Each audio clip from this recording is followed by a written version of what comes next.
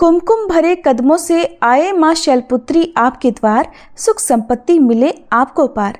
आप सभी को प्रथम नवरात्रि की मंगल शुभकामनाएं। माँ शैलपुत्री आप सभी भक्तजनों का कल्याण करें। प्रिय भक्तजनों, आज नवरात्रि के शुभ अवसर पर आप सुनेंगे माँ शैलपुत्री की संपूर्ण कथा। हिमालय की पुत्री होने के कारण ही इन्हें शैलपुत्री कहा जाता है। माँ शैलपुत्री का स्वरूप बहुत ही शांत और सरल है। माँ शैलपुत्री के एक हाथ में त्रिशूल और दूसरे हाथ में कमल का पुष्प शोभायमान है। नंदी बैल पर सवार माँ शैलपुत्री को वृषारूढ़ा और उमा के नाम से भी जाना जाता है। माँ शैलपुत्री के विषय में जानने से पहले उनके पुनर्जन्म की कथा सुनना अत्यंत आवश्यक है। दक्ष प्रजापति ब्रह्मा जी के मानस पुत्र थे और उनकी कई पुत्रियां थीं। सभी पुत्रियां गुणवती थीं, लेकिन दक्ष प्रजापति के मन में संतोष नहीं था। वे चाहते थे कि उनके घर में एक ऐसी पुत्री का जन्म हो जो सर्वगुण शक्ति संपन्न हो, सर्व विजयिनी हो। तब प्रजापति दक्ष एक ऐसी ही पुत्री के लिए कठिन तप करने लगे। तप करते करते बहुत दिन बीत गए। तब भगवती आद्या ने प्रकट होकर कहा, हे राजन, मैं तुम्हारे तप से प्रसन्न हूँ। मैं स्वयं पुत्री रूप में तुम्हारे यहाँ जन्म लूंगी। मेरा नाम उस समय सती होगा। मैं सती के रूप में जन्म लेकर अपनी लीलाओं का विस्तार करूंगी। और इस प्रकार भगवती आद्या ने सती रूप में दक्ष प्रजापति के यहाँ जन्म लिया। देवी सती प्रजापति दक्ष की सभी पुत्रियों में अलौकिक थी। उन्होंने बचपन में ही कई ऐसे अलौकिक कृत्य कर दिखाए थे जिन्हें देखकर स्वयं दक्ष प्रजापति को भी विस्मय की लहरों में डूब जाना पड़ा था। जब सती विवाह योग्य हो गई तो दक्ष को उनके लिए वर ढूंढने की चिंता हुई। उन्होंने श्री ब्रह्मा जी से परामर्श किया। ब्रह्मा जी ने कहा, देवी सती आद्या का अवतार हैं और आद्या आदि शक्ति और शिव आदि पुरुष हैं, इसलिए सती के विवाह के लिए शिव ही योग्य और उचित वर हैं। तब प्रजापति दक्ष ने ब्रह्मा जी की बात मानकर देवी सती का विवाह भगवान शिव के साथ कर दिया। अब देवी सती कैलाश पर्वत में जाकर भगवान शिव के साथ रहने लगी। हालांकि भगवान शिव दक्ष प्रजापति के दामाद थे, फिर भी एक ऐसी घटना घटित हुई जिसके कारण दक्ष के हृदय में भगवान शिव के प्रति वैर और विरोध उत्पन्न हो गया। वह घटना कुछ इस प्रकार थी कि एक बार श्री ब्रह्मा जी ने धर्म के निरूपण के लिए एक विशाल सभा का आयोजन किया। सभी बड़े बड़े देवता सभा में एकत्रित थे। भगवान शिव भी एक ओर ध्यान मग्न बैठे हुए थे। सभा मंडल में प्रजापति दक्ष का आगमन हुआ। दक्ष प्रजापति के आगमन होते ही सभी देवता तो उठकर खड़े हो गए, किंतु उस समय दो लोग खड़े नहीं हुए, ब्रह्मा जी और भगवान शिव। दक्ष प्रजापति ने ब्रह्मा जी के विषय में तो ये सोचा कि वे तो उनके पिता हैं, अगर वे खड़े नहीं हुए तो कोई बात नहीं, लेकिन शिव जी तो मेरे दामाद हैं, उन्हें तो मेरे सम्मान में उठकर खड़े होना चाहिए था। भगवान शिव तो ध्यान में मग्न थे। उन्होंने इस ओर ध्यान ही नहीं दिया कि सभा में कौन आया है, और न ही उन्होंने उठकर अपने ससुर को प्रणाम किया।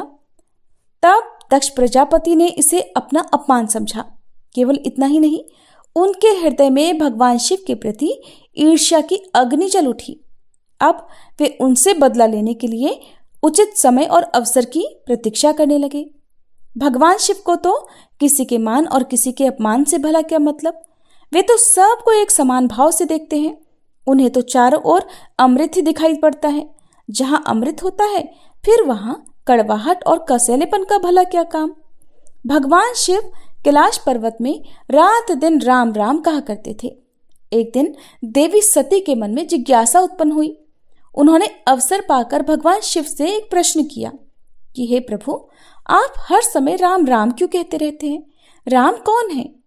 तब भगवान शिव ने देवी को उत्तर दिया कि देवी, राम आदि पुरुष हैं, स्वयंभू हैं और मेरे आराध्य हैं, सगुण भी हैं और निर्गुण भी हैं। किंतु देवी सती के कंठ के नीचे ये बात नहीं उतरी। वे तो भगवान शिव को ही सर्वोपरि समझती थी। वे सोचने लगी कि अयोध्या के राजा दशरथ के पुत्र श्री राम आदि पुरुष के अवतार कैसे हो सकते हैं। वे तो खुद आजकल अपनी पत्नी सीता जी के वियोग में दंडक वन में उन्मत्तों की तरह विचरण कर रहे हैं। वृक्ष और लताओं से उनका पता पूछते फिर रहे हैं। फिर अगर वे आदि पुरुष के अवतार होते तो क्या इस प्रकार आचरण करते? क्या वे आसानी से सीता जी का पता नहीं लगा लेते, उन्हें पा नहीं लेते? अब देवी सती के मन में श्री राम की परीक्षा लेने का विचार उत्पन्न हुआ। अब देवी खुद सीता जी का रूप धारण करके दंडक वन में जा पहुंची और श्री राम जी के सामने प्रकट हो गई। भगवान श्री राम ने सती को देवी सीता के रूप में देखा तो कहने लगे, माते आप अकेले यहाँ वन में कहाँ घूम रही हैं? भोलेनाथ कहाँ हैं? भोलेनाथ तो नजर नहीं आ रहे। भगवान श्री राम के ऐसा पूछने पर अब तो देवी सती से कोई भी उत्तर देते नहीं बना। वे तुरंत ही अदृश्य हो गई और मन ही मन पश्चाताप करने लगी कि उन्होंने तो व्यर्थ ही श्री राम पर संदेह किया। देवी सती तो अपना रूप बदलकर श्री राम के पास गई थी, फिर भी श्री राम ने उन्हें पहचान लिया। अब ये सोचकर देवी सती वापस कैलाश पर्वत पर गई। वे भगवान शिव को इस विषय में कुछ भी बताकर नहीं गई थी। जब भगवान शिव ने उन्हें कैलाश पर्वत पर वापस आते देखा तो कहने लगे, सती आपने सीता जी के रूप में श्री राम की परीक्षा लेकर बिल्कुल भी अच्छा नहीं किया। सीता जी मेरी आराध्या हैं, अब तुम मेरी अर्धांगिनी कैसे रह सकती हो? इस जन्म में हम और तुम पति और पत्नी के रूप में नहीं मिल सकते। शिव जी का ये कथन सुनकर देवी सती को बहुत दुख पहुंचा, लेकिन अब क्या हो सकता था? शिव जी के मुख से निकली हुई बात असत्य कैसे हो सकती थी? इसके बाद शिव जी समाधि में लीन हो गए। देवी सती दुख और पश्चाताप की लहरों में डूबने लगी। उन्हीं दिनों देवी सती के पिता कनखल में बहुत बड़ा यज्ञ कर रहे थे। उन्होंने उस यज्ञ में सभी देवी देवताओं और मुनियों को आमंत्रित किया था, किंतु शिव जी को निमंत्रण नहीं भेजा, क्योंकि उनके मन में शिव जी के प्रति ईर्ष्या जो भरी थी। कैलाश पर्वत पर जब देवी सती को ये पता चला कि उनके पिता बहुत बड़ा यज्ञ कर रहे हैं, तो उनका भी मन यज्ञ में सम्मिलित होने के लिए मचल उठा। उसी समय आकाश मार्ग से कई विमान उनके पिता के यहाँ होने वाले यज्ञ में जाते हुए दिखाई पड़े। देवी सती ने उन विमानों को देखकर भगवान शिव से पूछा कि प्रभु, ये सभी विमान किसके हैं और कहाँ जा रहे हैं? तब भगवान शंकर ने उन्हें बताया कि आपके पिता ने एक यज्ञ की रचना की है। देवता और देवांगनाएं इन विमानों में बैठकर उसी यज्ञ में सम्मिलित होने के लिए जा रहे हैं। तब देवी सती ने प्रश्न किया कि प्रभु, क्या मेरे पिता ने आपको यज्ञ में सम्मिलित होने के लिए निमंत्रण नहीं भेजा?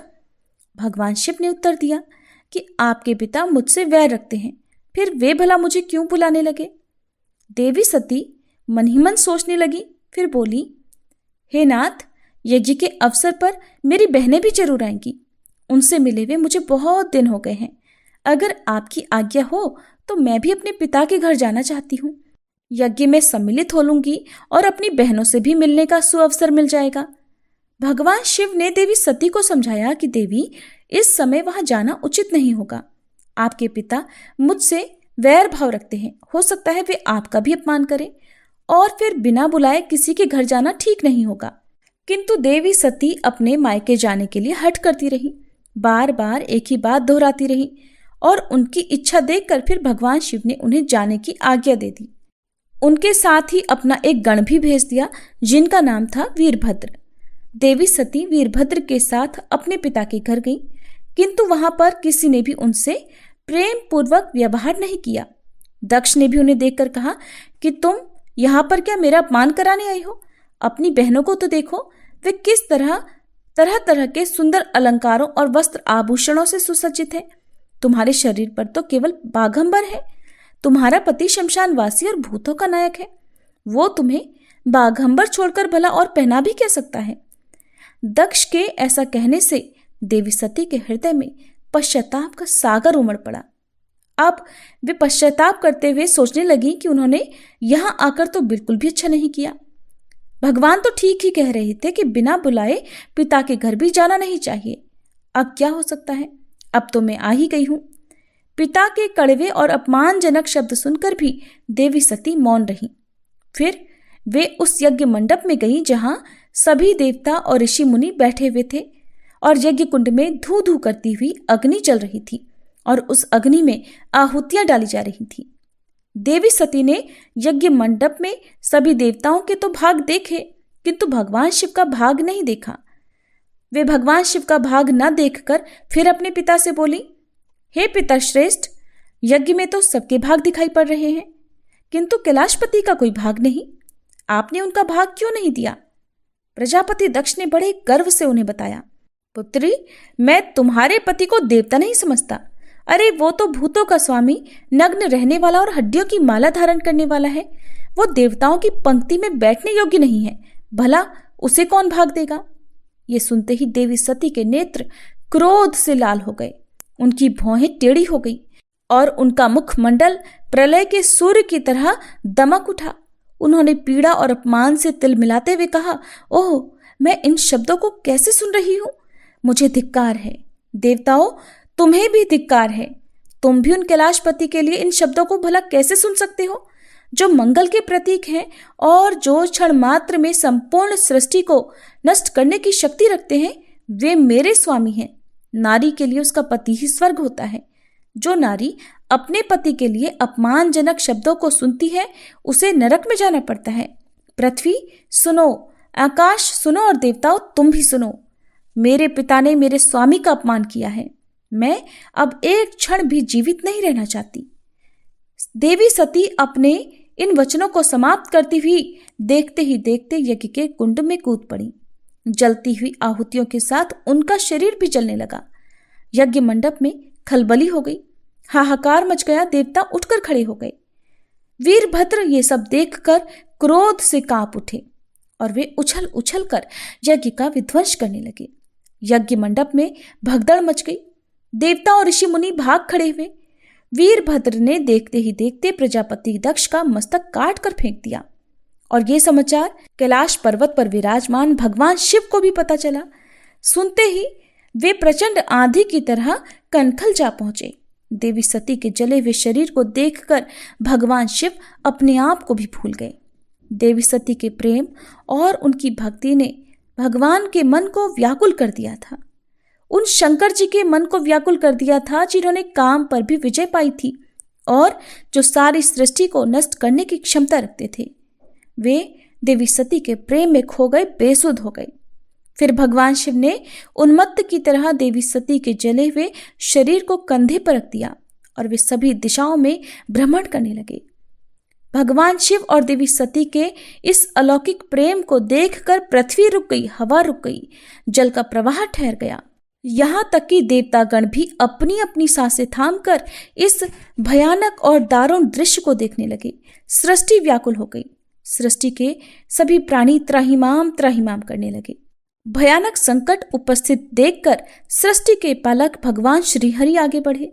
वे भगवान शिव की बेसुधी में अपने चक्र से देवी सती के एक एक अंग को काट काट कर गिराने लगे। धरती पर 51 जगह पर देवी सती के अंग कट कट कर गिरे। देवी सती के जब सारे अंग कट कर गिर गए, तब भगवान शिव पुनः अपने आप में आए। जब वे अपने आप में आए तो पुनः सृष्टि के सारे कार्य चलने लगे। धरती पर जिन 51 स्थानों पर देवी सती के अंग कट कट कर गिरे थे, वे ही स्थान आज शक्तिपीठ के नाम से जाने जाते हैं। आज भी उन स्थानों में देवी सती का पूजन होता है, उपासना की जाती है। इस प्रकार यज्ञ मंडप में अपने शरीर को भस्म करने के बाद देवी सती ने हिमालय के घर पर उनकी पुत्री के रूप में जन्म लिया था। हिमालय अर्थात शैल की पुत्री होने के कारण ही उन्हें अगले जन्म में शैलपुत्री रूप में पूजा जाने लगा। प्रिय श्रोताओं, ये थी शैलपुत्री माँ की कथा। अब सुनिए श्री महिषासुर मर्दिनी स्तोत्र का हिंदी अनुवाद। हे हिमालय राज की पुत्री, हे गिरिजा देवी, विश्व को आनंदित करने वाली देवी, नंदीगणों द्वारा पूजित, गिरिश्रेष्ठ विंध्याचल के शिखर पर निवास करने वाली देवी, अपनी लीला से भगवान श्री विष्णु को प्रसन्न करने वाली, इंद्रदेव के द्वारा नमस्कृत, भगवान नीलकंठ की पत्नी, विश्व में विशाल कुटुंब वाली और विश्व को संपन्नता देने वाली, हे महिषासुर का मर्दन करने वाली भगवती, अपने बालों की लता से आकर्षित करने वाली पर्वत की पुत्री, आपकी जय हो, जय हो, जय हो।